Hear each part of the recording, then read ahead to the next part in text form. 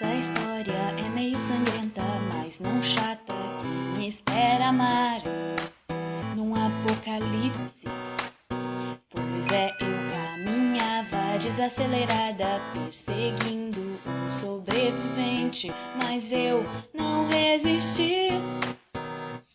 Todos os seus amigos querem nos matar, mas é só porque eles têm inveja. Nos amamos mais do que o Edward e Bella. Se eu fosse um zumbi, não ia querer seu cérebro. Só seu coração, só seu coração, só seu coração. Se eu fosse um zumbi, não ia querer seu cérebro. Só seu coração, só seu coração, só seu coração. Eu quero. Estava se escondendo num apartamento, derrubando as escadas para se salvar da morte viva. Atrás da barricada, com a sua arma, atirava-nos mais lentos, mas vendo meu olhar, não atirou em mim. Todos os seus amigos querem nos matar, mas é só porque eles têm inveja. Nos amamos mais do que o Edward e Bella. Se eu fosse um zumbi, não ia querer seu cérebro.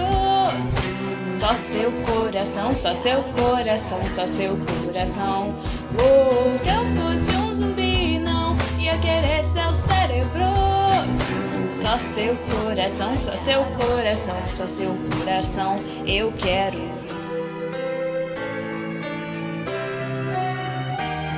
E eu tento não te infectar ou te morder, porque respeito muito você.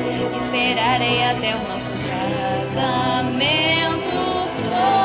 e nossos melhores dias passamos com sua família, e eles verão que um amor desses não se enterra. Se eu fosse um zumbi, não ia querer seu cérebro.